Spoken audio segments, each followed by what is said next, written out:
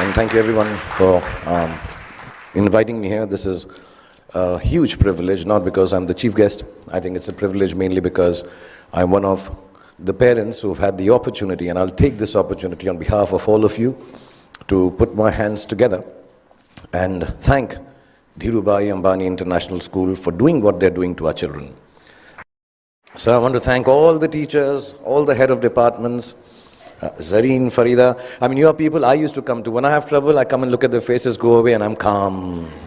Everything will be sorted out. Kavas sir, who's fantastic at cricket matches, shouts louder than anyone else in the world can. All the staff members, the management, the gentlemen who man the security outside, so wonderful. And so even the guy who does the parking back there, everyone for the last 13 to 14 years that I've been here, and especially my friend, Mrs. Neeta Ambani, thank you so much for looking after our children. Really, thank you very, very much. Okay, so good evening, boys and girls. Exams are over. If I may say so, damn school is over, which seemed an impossibility just a few years back. That horrible math or physics or whoever your least favorite teacher is, you will never have to see again. That PE coach who was always out to get you is done and dusted. I know everybody's looking there.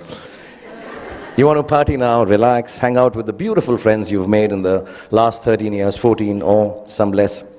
The last thing you really want to do is sit here and listen to someone give you advice on life lessons and what the future holds for you. And to top it, my qualification to be doing this is zilch, nada. Not at all, nothing.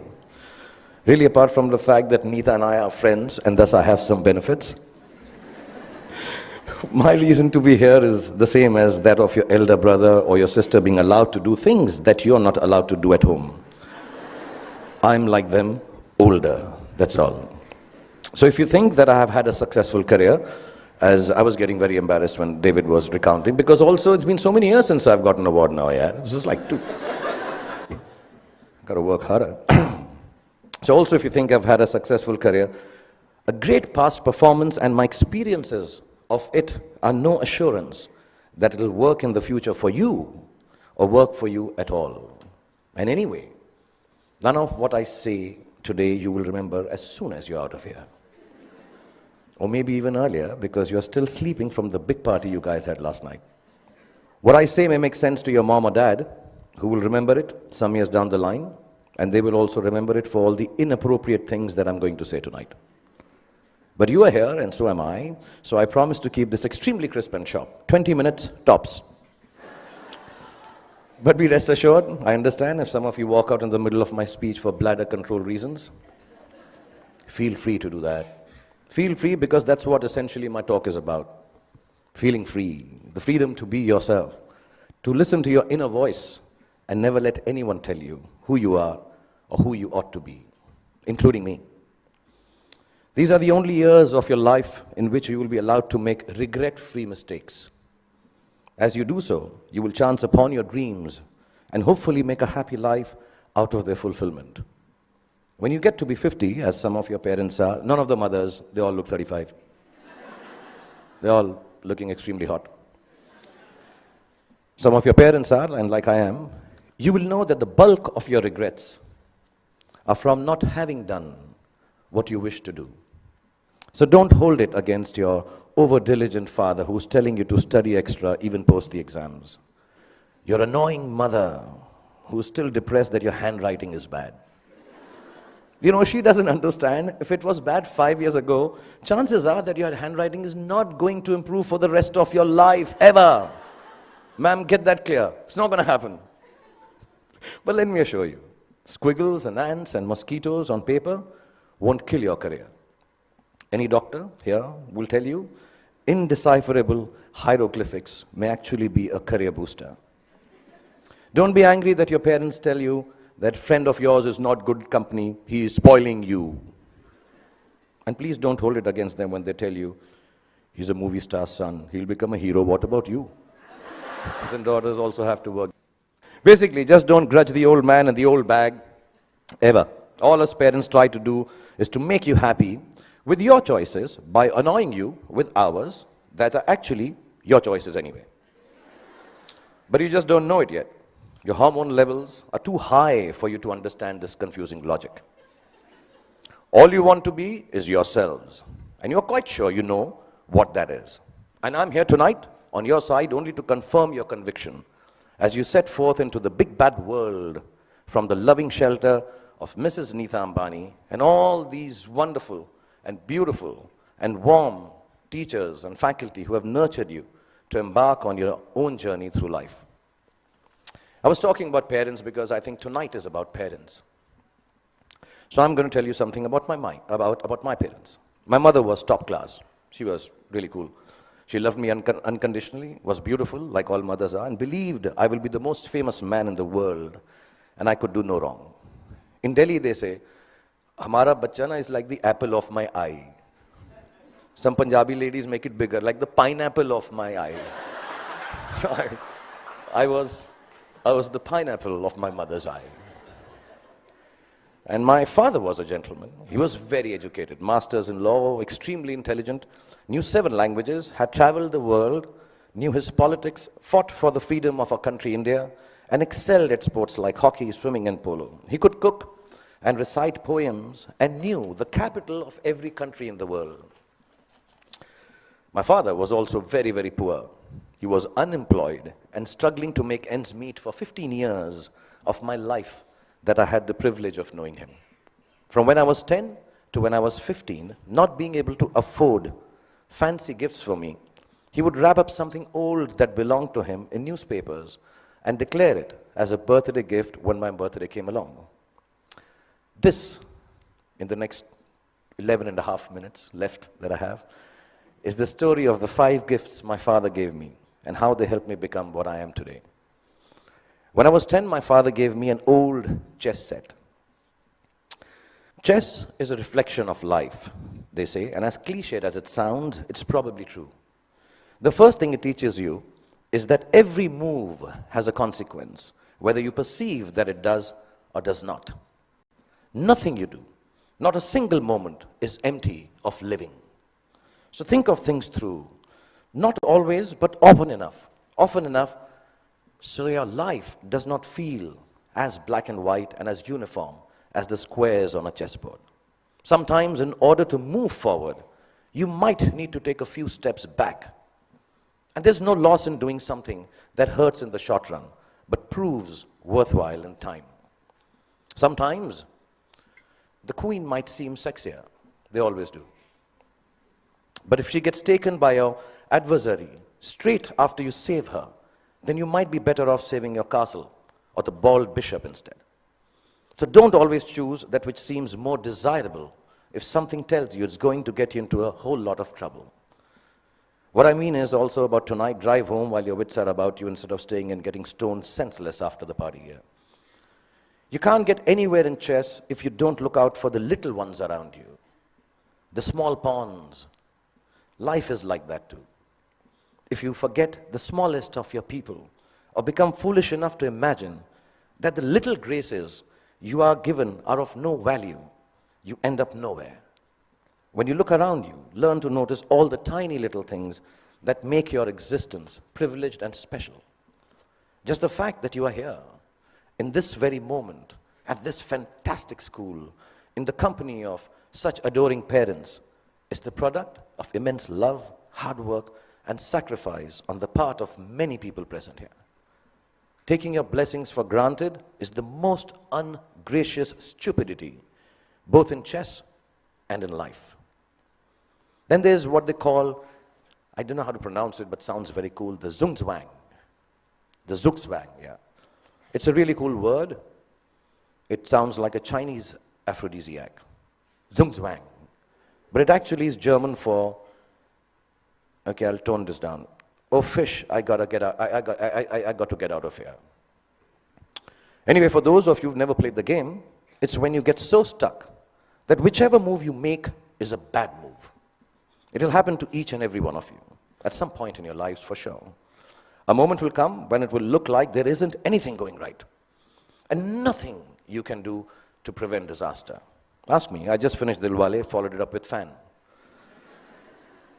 So, when you are in zugzwang, kids, don't panic. Whenever there is trouble and you know there is no way out of disaster, don't panic. With a little embarrassment, You will survive it. Trust me. All you have to do is make a move. All you have to do is move on a bit. As the Cheshire Cat in Alice in Wonderland said, when Alice came to the fork in the road, if you don't know where you're going, it doesn't matter which road you take. I will add to it. As long as you take one road and don't keep standing in the middle of the fork until a truck runs you over. Often, in Zugzwang, your enemy wins that particular move, but mostly you end up winning the game. There were no computers when I was a kid, nor were there iPhones for us to Google pornography on, while our parents were busy checking their selfie likes on Instagram. One of the most precious gifts my father gave me was an Italian typewriter.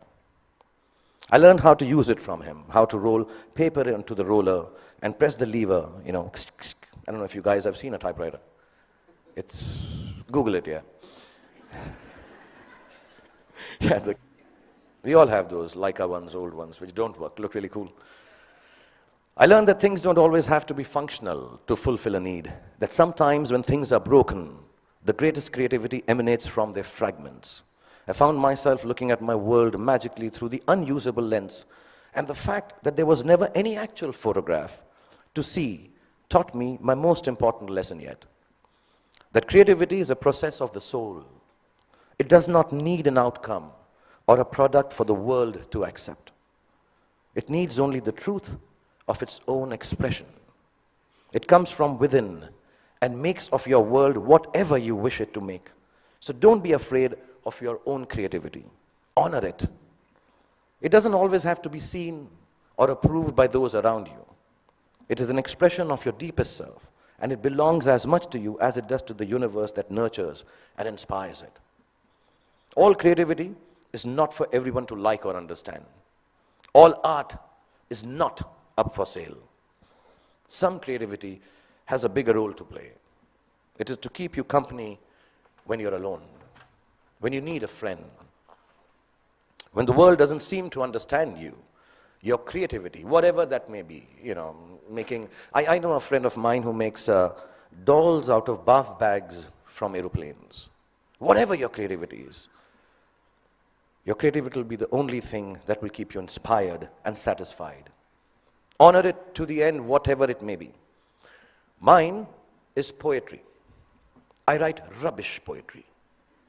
It's so bad that sometimes I cringe to read it myself. It's crap. But I write it. It is my secret place. It is mine to make me feel free and happy. So you find yours, and if the world loves it, good. If it doesn't, even better, because now you will truly have a friend. So keep your creativity intact. My father was a funny guy. He had the capacity to turn any kind of serious situation in a way that it seemed less stressful, with a bit of humor. Without a sense of humor, the world will always be a dull and dreary place. No darkness or despair should ever be beyond a good and a hearty laugh. I'm going to tell you a few incidents. If you're not bored, I have about 7.5 minutes left.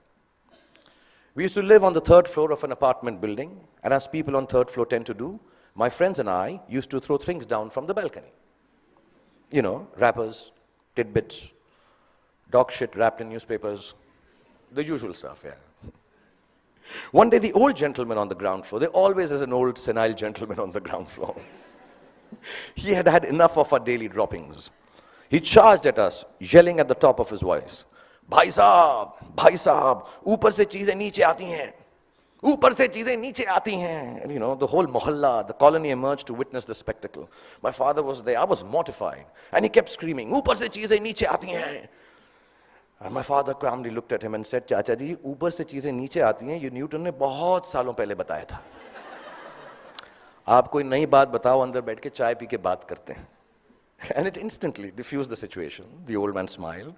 We went into the apartment, worked out how dog shit needs to be disposed of properly over a cup of tea, and life was back to normal again. And there was another incident I'm going to relate. I had been eyeing this attractive, dusky girl who lived in our building.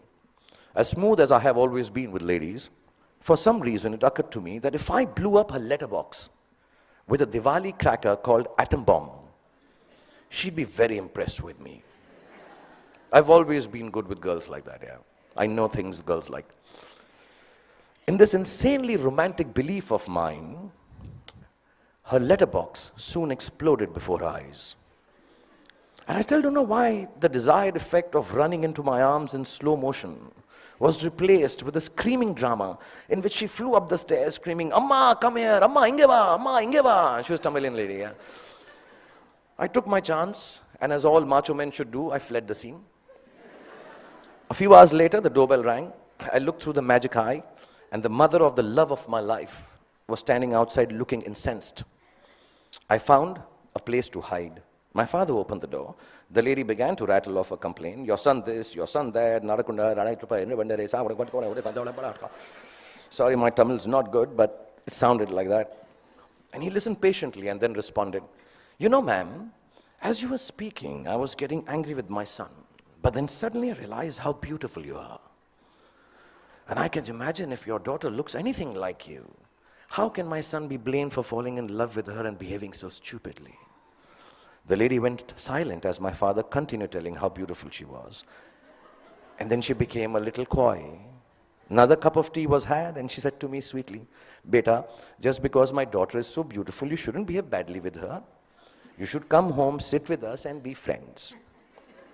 So not only did my dad get me off the hook for blowing up the girl's letterbox, he actually got me inroads to a long, satisfying relationship with the love of my life that lasted 6 days. Because then I realized that dating beautiful girls has its downside.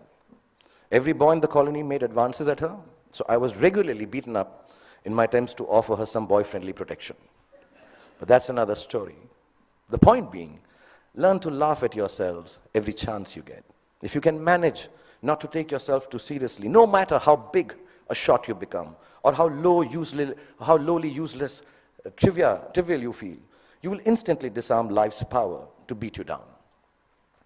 It makes you braver to face ugliness because it changes your perspective. Humor is actually the deafness to see the world, the reality, for the transient farce it really is. It's like a talisman for survival. Cultivate it and allow it to lighten every heavy moment. Wear it like a vulgar tattoo if you don't already have one. Don't ever let it get washed away in the turbulently beautiful seas of life. It's your ticket to staying young and childlike forever. And you'll realize why it matters to stay childlike when you're my age. And you watch this speech on YouTube with your children. I'll probably have kicked the bucket by then, having smoked enough cigarettes to light up a forest.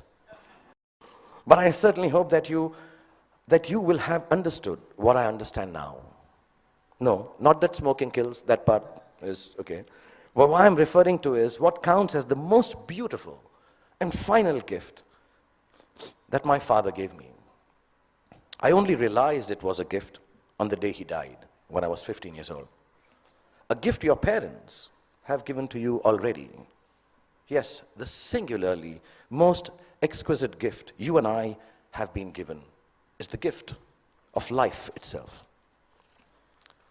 There is nothing that marks a man or a woman out from the ordinary more perfectly than grace. Grace is the consciousness that life is bigger than we are, and therefore our gratitude for it must match its vastness. It is the understanding that everyone we encounter, whether they are loving towards us or offensively abrasive, is a human like we are. It is knowing that experiences shapes human beings, and no matter how good we are at something or how successful we may become, we are never better than the other person. If you can live your life with grace towards those around you, you will accomplish more than you could if you became the President of America. That came out wrong, knowing that Donald Trump is so close to becoming the President of America. I didn't mean that. I'll rephrase that, guys. If you can live your life with grace towards those around you. Okay, actually, what the hell? Because I came here and told you a secret that I write rubbish poetry, I'm going to read out a poem and end this. This is the most rubbish poem you'll hear, but keep it in your heart because I'm the damn chief guest tonight. If your after party EDM, I assume this is the music. I thought I'd be very cool if I used the word EDM. Is EDM cool still? Class of 2016, is it cool? No? Okay. If your after party EDM Stone Sunrise has found you, with dog-shipped wrappings and friends that will not confound you, and you start on this journey with a brave heart about you, if you live life with grace towards those around you, you'll get where you have to, and it won't astound you. If it isn't Ferraris and a White House that downed you, you won't need an entourage to always surround you. It's your truth you will have that will shelter and ground you. And you'll remember this day as the day that unbound you. From the walls of this beautiful school and the teachers, exams and all the rules that sometimes seem to hound you. And let me tell you, you all will be successful. Let me remind you. Now it was remind, but because it's not rhyming, so I...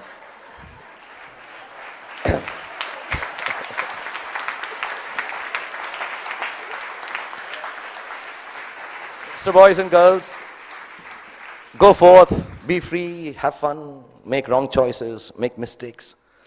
You will still succeed because the gift of education you have from this wonderful institution called Dhirubhai Ambani International School. The love Nita has given you and the genes that your parents have provided you with will always look after you.